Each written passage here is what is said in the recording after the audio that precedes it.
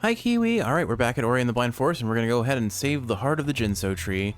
And I'm going to keep rambling about Inside Out. Like I said in the last episode, I've realized that calling this a movie review proper is being a little too generous to what I am capable of. So I am just going to, again, talk about a movie that I have seen and enjoyed with you, and we will see where it takes us. Now, one thing I didn't talk about in the last episode that I wanted to appreciate is how this movie has a really good way of constantly evoking this sense of nostalgia almost pretty reliably, just between the music, the flashbacks, the longing for how things once were after the move.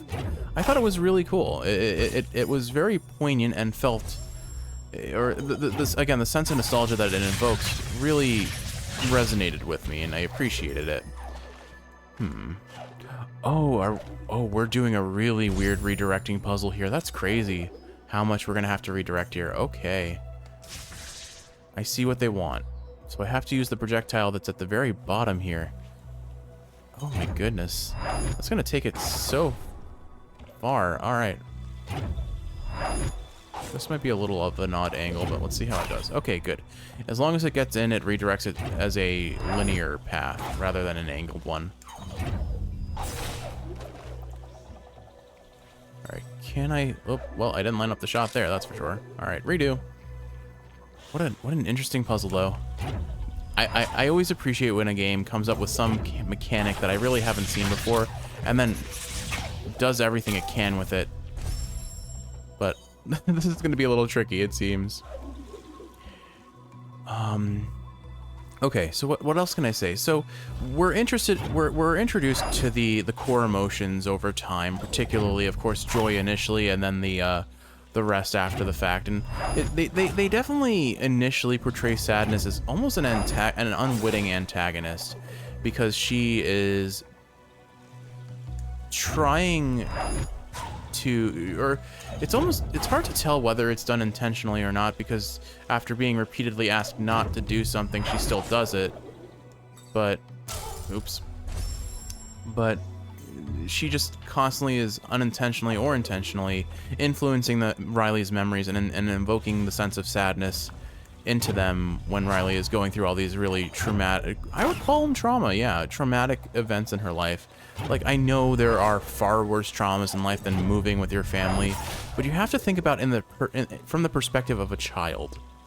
What was she, like 13 at the oldest in this movie?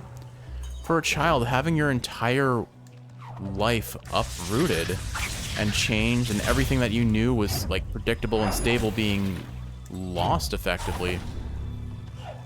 Of course, you're gonna have trauma associated with that sort of an event. That was cool looking. All right.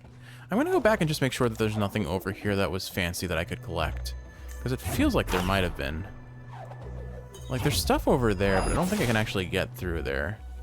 Or can I? No, I can't. Okay. Let's not take more unnecessary damage, because I'm already basically dead. Also, I looked it up. It turns out that air dash passive I got, I can't actually use yet until I get the dash ability. So we're just kind of stuck with 2 wasted ability points for now. It's fine. I'm sure I'll get dash eventually, and then it'll be awesome, because then I'll just have that ability unlocked from the outset. But until then... Oh, well, I was ready to use the bash and completely flubbed it. Oh well. Gonna go for this. I want the experience. Give it to me. Yes, there we go. Okay, perfect. Well, turns out if I get hit by anything in that room, I'm going to die. So I'll have to be careful. Thankfully, there's a heal right up there, so if I can probably... Yeah, there we go. I made it up here. Now I should be safe. Maybe I can... No, I can't make a slow link near enemies, unfortunately. Killing you because you're a threat. Oh, he landed right next to me. Did he jump through a platform? I'm not sure. Okay, so another thing that I appreciated in the movie, I think I've already like very broad strokes that I appreciate the visual metaphors, but let's go into those a little bit more. I thought the core memory islands were really cool, like how they or not even the personality island. No, I guess I would call them core memory. It's a culmination of many. Okay, I see. There was no platform there to protect me. Gotcha. The personality islands, I think, were really cool. How like they each represented a different core aspect of what Riley's identity was, and the core memories that are associated with them were also kind of a deciding factor, if you will. What am I supposed to do here? Oh wait, I'm dumb. I know what I need to do here. Just do that. That's too high. Okay. Goofball Island, I think, was the one that I had this comment for, but it was the faces on Goofball Island. For some reason, were triggering like Five Nights at Freddy's vibes with how they looked. That's probably wrong, but what was it I said? Let me see. Yeah, no, Goofball Island, the face in it just gave me these really uncanny valley vibes, and it made me think of Five Nights at Freddy for some unearthly reason. Alright, so do I bash into you now? Press X to listen to sign. Now, we can restore the element of waters. With this one rekindled, there's 2 more to go. Awesome, so I guess that's one of our big MacGuffins taken care of now. Oh, look, water's filling the tree. That's really cool. Oh, we drown. We can drown. Oh, no. Well. Oh, Kiwi, listen to that music. This is my jam. This is cool. So we have like a race against the clock sort of escape. I like this. Oh, listen to that music. It's beautiful. And very cinematic, this whole experience. Oh, no, there's a bunch of experience over there. I guess I'm missing that. All right. Beam me up, beam me up. Thank you. Oh, I like this a lot. Oh, I need to jump on this. I need to jump on this. Go, go, go. Okay, keep it moving. I'm getting greedy. I'm going for it. Probably a mistake. Definitely a mistake. You can't. Oh, I got the jump. Okay, we're going. We're going. Keep it going. I think we're out. This looks like... Nope, we're still going. Get some HP here. Grab this and bash up. I really like this bash mechanic, Kiwi. It's really cool. Alright. Forgive me if the commentary is going to be a little dry right now. I think I need to focus because this is very time-gated. I don't have much time to think before the water comes crashing through. Oh man, this platforming feels so smooth. What, did I die? Oh no. I thought I died. I got the ability point and it threw me off. Okay, redo. I can do this. I can make the escape. All right, I think I've got a better sense of what I'm doing now, so I can probably offer some commentary. So, what were the personality islands here? They were Goofball Island, Hockey Island, Friendship Island, Family Island, maybe. And I feel like there were 5 altogether. I don't think I counted 5 yet. I don't remember well enough to say for certain. But I think those all... I guess a fun commentary question would be, what are my 5 core personality islands? For me, I think it would be... definitely animals, and I would have Animal Island, because I mean, I did a lot of animal studies through undergrad and graduate school, and so obviously that's where my interests lie. And then my... obviously, definitely Video Game Island. Friendship Island, I think, is definitely a big one. I think Kiwi gets her own entire island for sure, because there's friendship and then there's my partner. And my partner is something very special. Oh, well, that was unfortunate. that couldn't have gone worse. Not the partnership with Kiwi. That's going great, honestly. I have no real complaints.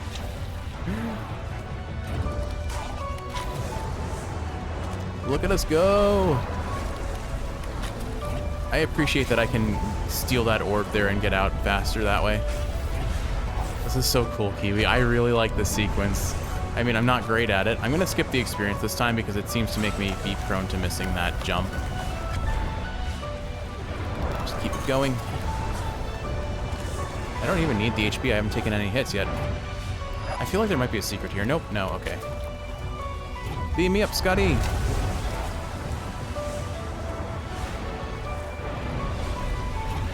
Whee! Go, go! Okay, I've almost got this. I think. Oh no. No! I threw! Ah.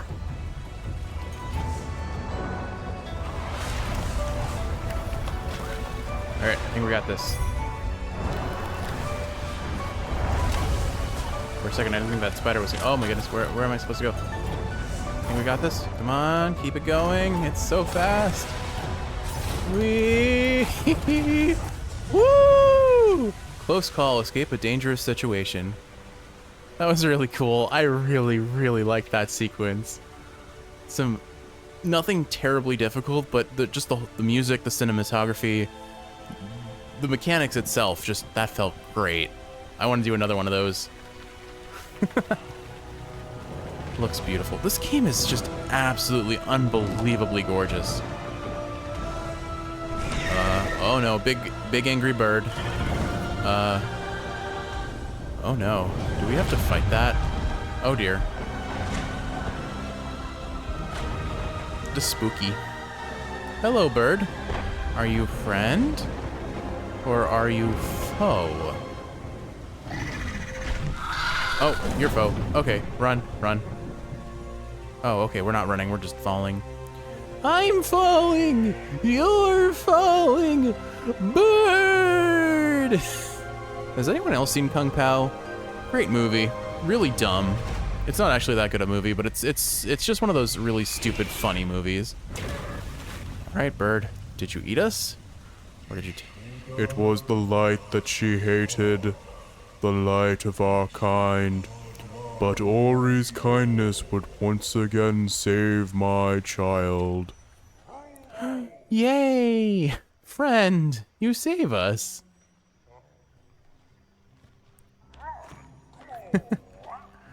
This game is unbelievably charming. Alright, now the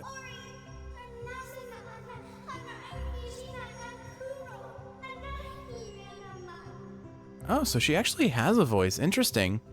Ori, Excuse me. Oh my goodness. Ori, I thought I had lost you to Kuro's talons of hate, but it was Gumo who saved you, delivering us from an uncertain fate. She does rhyme. I have problems with this. I wonder if... But look here, with the Jinzo tree restored, Nibel's waters are clear. But there's no time to lose, we must make haste. The element of wind's next. Resting deep within the forlorn ruins, inside the misty woods, there's a key that will open their gates.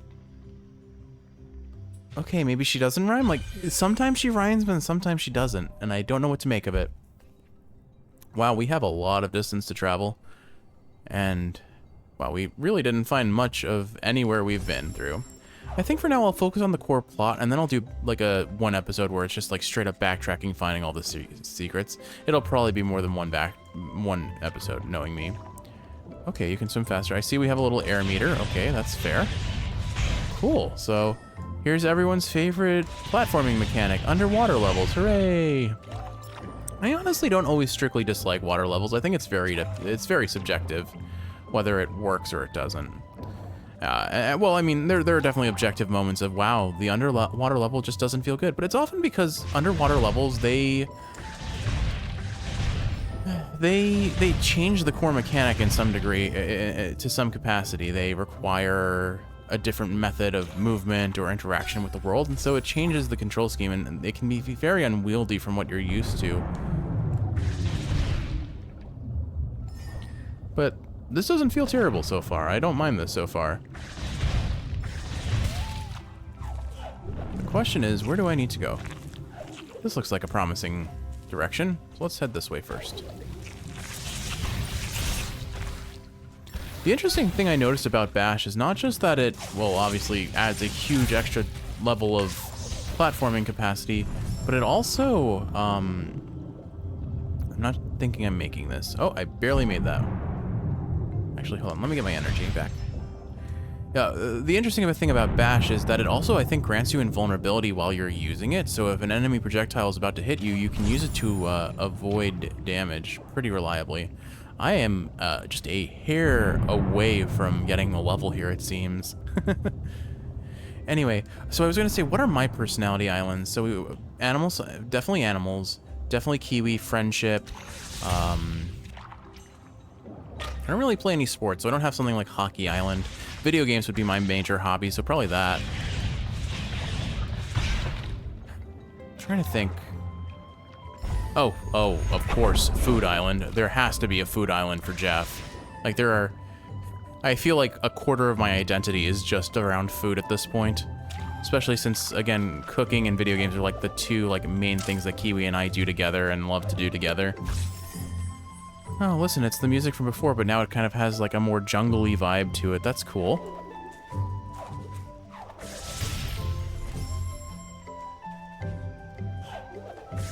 Ah, well, I flubbed the jump. Honestly, you know what? I'm gonna heal by dying. So I think what I can do here is if I pop that... Cool. Break open 5 shortcuts using the charge flare. Cool, and now I can get this little experience node. And that drains over there, so maybe I'll be able to access a different location now. Cool. The little gasp Ori makes when she surfaces, assuming Ori is female, that it's kind of cute. It sounds like a little wolf howl, honestly. Hear it? I did, like, I know I commented on the Brazilian helicopter, completely going on a separate tangent now, going back to, Inside Out. Restore 50% of all map stones. Okay. Oh, hi. I know I already, like, sort of commented on, I appreciate, some of the humor in this movie, but the Brazilian helicopter running gag was pretty funny, especially when you see that other people have similar, like, swooning emotions over him. It was a pretty cute touch. Not always not the best not the biggest fan of the mom being like, wow, I should have just stayed with this guy, what a mistake, or we should have chosen him over our actual partner. Generally not a fan of that sort of mentality, but I know it was used for comedy, so I'm willing to let it go at least a little bit. The one thing that I have to comment on is, and I know that big, traumatic, stressful events can very quickly create seams in relationships, but it did feel like the family following the move fell apart really fast. And thankfully, they started to resonate back together pretty quickly as well. But, I don't know, something felt a little, I don't think forced. Like, again, I can totally understand the emotions, but the pacing of it felt a little bit off to me, and I can't really explain it better than that. Which I know isn't going to be terribly satisfying, but again, this is kind of my personal experience with the movie. Whether it's right or wrong, I don't think it matters. It's really just, this is how I felt at that moment, and that's about it. Cannot create a soul link on unstable ground. Fair enough. Can you come over here? Looks like he's got a maximum range here, so we'll just go ahead and plop a save. I don't know what I'm supposed to do about this guy. He's just patrolling there. Let's keep looking around in the meantime. Did I get both of these already? I did. Okay, so let's see what's behind this door. Oh, and another comment I had, I know I started talking about Goofball Island. Ignoring the uncanny valley vibe that the faces give me, I did once again appreciate like that really somber sense of nostalgia that it caused when it started crumbling and falling into the void. And you know what? One comment I have to make, and it's not necessarily the most positive in frame of the movie, is it did feel like things were kind of on a linear path. I don't know. This is going to be hard to explain. It's something that I talked over with Kiwi a little bit, and she felt similarly. It's just, there always felt like, oh, we have a clear, this is where we go next. It was almost like if you used quests in video games as an analogy to this. Every time you achieved one goal, the next immediate goal and the step in where we have to go kind of happened. It really did feel almost like a video game progression where, okay, we made it to level 1. Now we have to travel to level 2 or world 2 as they're traveling across the islands. And yeah, there are little events that happen in each of those areas, but it almost gives like this uncomfortable sense of predictability to what happens next. Like, obviously you don't know what's going to happen. Oh, hey, there's a giant spooky clown. Oh, hey, there's a dream production. sort of thing. But at times it kind of took away some of the gravitas and the emotional throughputs of where they're traveling to. And I mean, certainly, I guess a big point that Kiwi pointed out was, did you notice that every island waited for them to either get there or just be about to get there before it crumbled, rather than truly, like, tried to bash that and I just didn't put the input in right, I guess. But, every island that crumbles waits for the characters to get there, or the story waits for the right moment for things to go wrong. It didn't feel great once you realized that the story was effectively running on video game logic almost, that the pacing of the major events of the movie were entirely dependent on the main characters arriving at those locations to experience them. It's a criticism that a lot of video games get, where the world doesn't feel like a separate, moving, living, breathing entity. It is dependent on the characters being there, which, I mean, it moves the plot forward, but it does take away a little bit from the overall momentum, and maybe it does give a little decline in the quality of writing, I would feel. It's hard to explain it better than that. And again, is this a new power? Elo was the stoutest of all Elo was the stoutest of all the spirits, the most powerful ever seen. Now here he rests, turned into an ancestral tree. All right, what power do you give? I very much appreciate that this heals me fully because I need health. You've learned Stomp. To use this ability, press A to leap into the air and then down to dive powerfully towards the ground. Okay, so it's just a directional input. I'm gonna do that by accident on occasion, and it's gonna be very funny and frustrating at the same time, I'm sure. But now we should be able to break this unstable terrain. Look at us. Yeah, I think it makes sense that I get all of the power-ups before I do, like, the hardcore exploration. That way I don't have to backtrack multiple times. I don't think I saved, so I should probably do that real quick. All right, I think, you know what? I bet if you would give me an up, I can probably get up there. Almost. I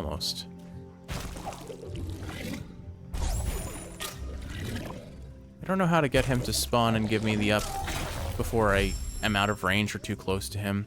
I might just have to tank the hit. Or maybe I can use... Nope. Okay, will you spawn on this side? No, you won't. Alright. I'm sure there's a way to do this. You know, I have an idea. What if I just buy time in the air? No.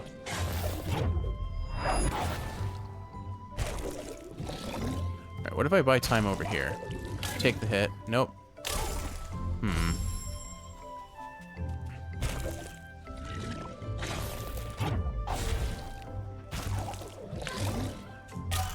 It pushes me to the right, otherwise I would try and do that. I'll try it one more time and see if it works. Nah, I don't think it works. I keep getting displaced from the hitbox. Alright, I'm not gonna force it. Doesn't look like I can go this way anyway, so... maybe I can get back up this way. I'm not actually sure how to get out of here, unfortunately.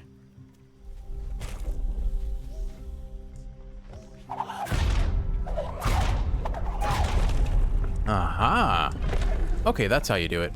Using the stomp to push and peg. Oh, well. At least I figured it out, Kiwi.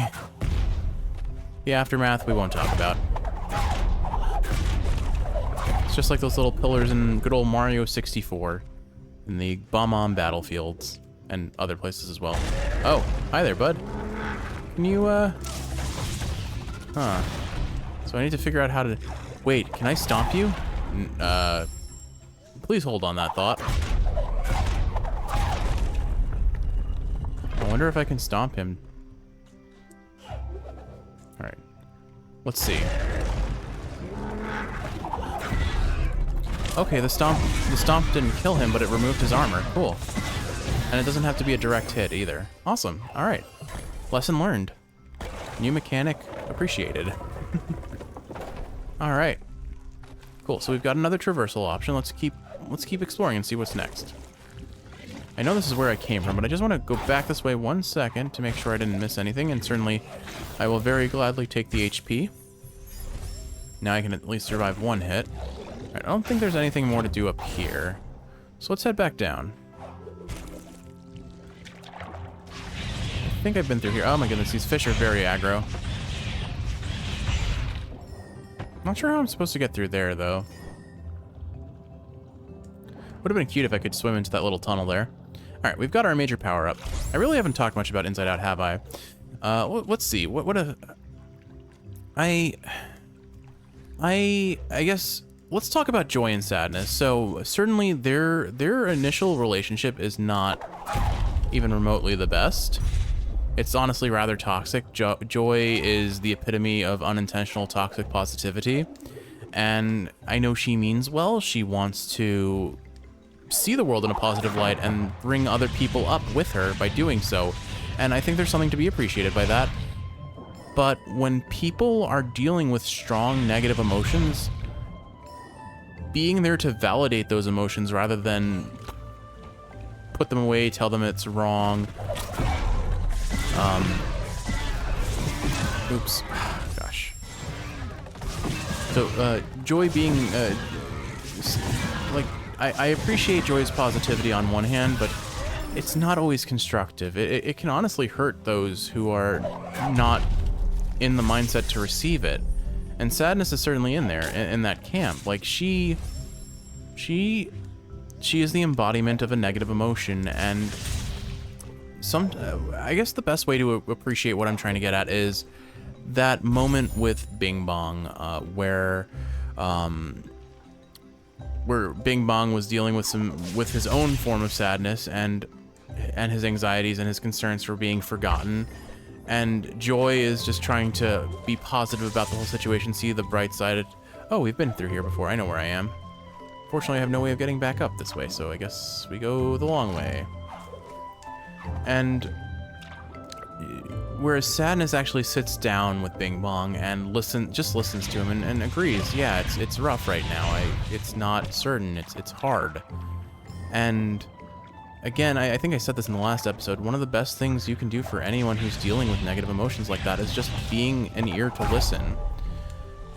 It goes a long way for helping those who are dealing with strong negative emotions to have someone validate them, to be willing to listen to them, and to maybe not always agree, but to at least try and understand where they're coming from. And that's what I'll always try to do. Even if I don't agree, even if I don't understand, I'll listen, I'll try to understand to the best of my ability.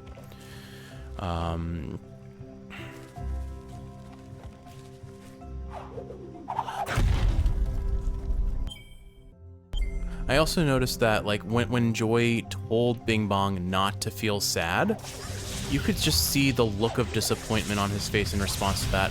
And it's kind of funny because, or I don't think it's funny, but I have a family member who has said very much the same thing. When I was going through my lowest point in grad school, this person's advice to me was, well, why don't you try stop feeling sad and feel happy instead? And I'm like, this doesn't help me. This honestly makes me feel worse.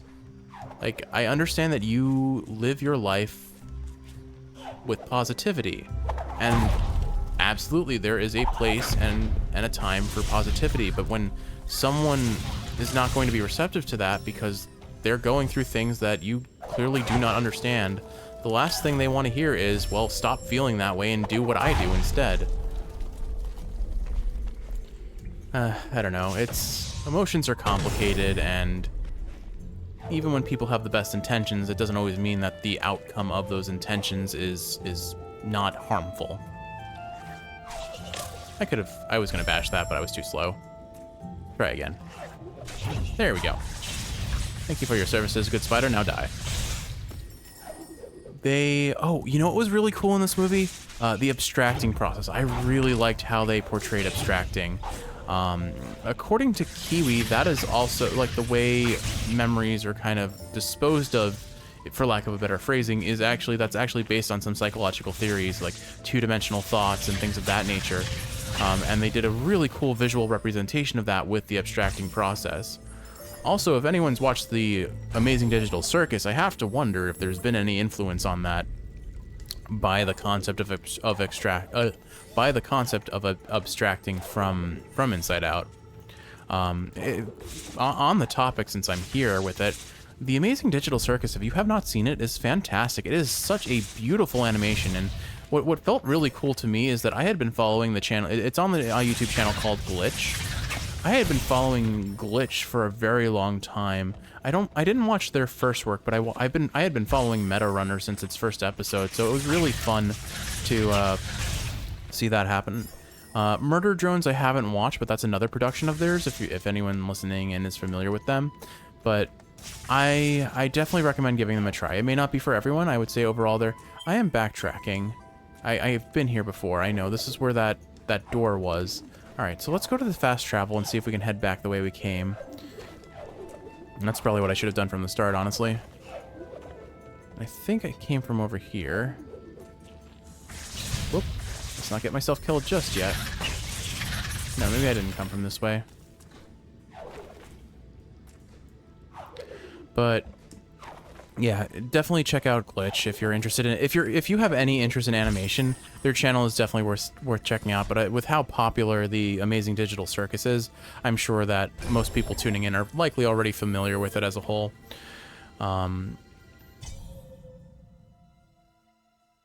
Let's see.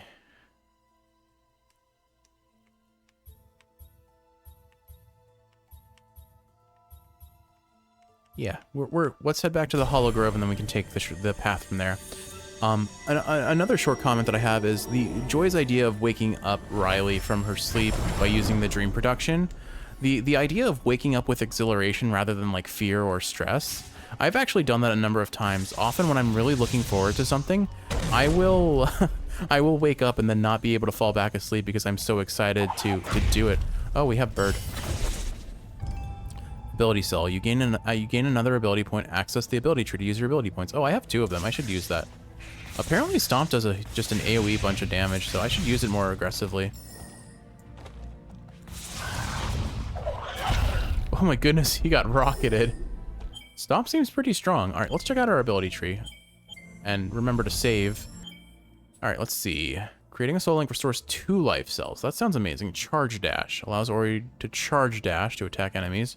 Breathe underwater. Halves the cost of soul link. Allows a 3rd jump. Ultra defense. Reduces the damage inflicted by enemies.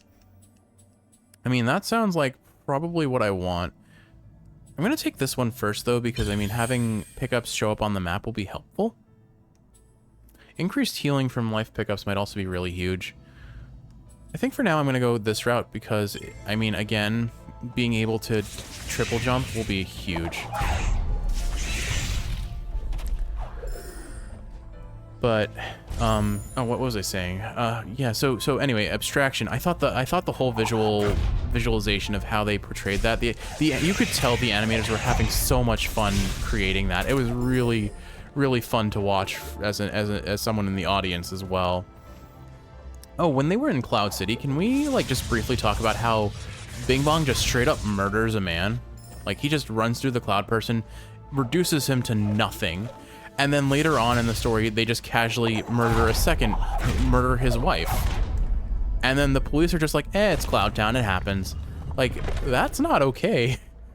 They just commit casual murder and get away with it. Like, and again, I know, like, I'm not making a big deal of this. It's clearly intended for comedy. And oh, you know what? Speaking of intended for comedy, can we talk about the My Hat scene? Because I think that was probably the most important part of the entire movie. Like... Obviously not. I say that with entirely being facetious, but I don't know why I found that segment really, really funny. About just 2 randos getting into argument about whose hat is whose because they both write their names on it. But apparently they must have the same name, or I don't think they do, but I don't know. It was just this whole... Whoa, okay. I am prone to dying when I get ability points because I'm just so distracted by the sudden explosion and I don't realize what's happening. Let's see what's over here. Just some experience? Okay, well, we'll take that. Oh, wait, there's a lantern up there. What happens if I cannot reach it? Okay. Oh, hi, Bird. All right. I don't need to fight everything I come across. I'll kill everything as I pass by at once unless it keeps being an issue. Or it's going to interfere with my platforming in a specific area. But let's move along.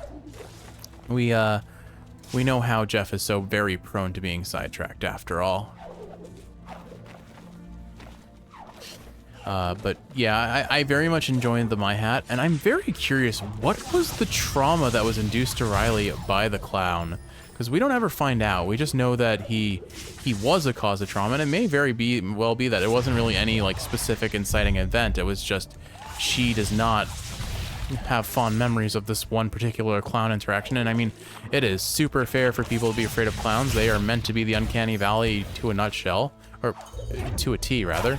Not in a nutshell, to a T. So, like, I respect it if that's how you view clowns. They've never really been scary to me, but I've had at least one nightmare involving a clown, so I can't entirely rule out clowns as not being a fear trigger for me as well, you know? That nightmare I'm not going to go into detail because it is a very unpleasant and uncomfortable one, and it's not one that I would really share with anyone as to what happened, but, well, let us just leave it as I had a bad dream involving a clown once. All right, we're into a new area. The Misty Woods. I know of this place, the feel of the air. The path to the west leads to the Misty Woods trail. Do I hear Bird? Oh, I see Bird. Bird befriend? Please befriend Bird. Kuro looms up ahead, won't allow us to pass. Let us not travel further, lest we unleash her wrath. So I'm told not to go this way. But what if I went this way anyway? To just get this fast travel real quick. Is that okay? Kuro will let us do that? Cool. Okay, I am curious to see what happens if we do trigger Kuro, so I'm gonna... Oh! Okay, lesson learned. Not doing that again.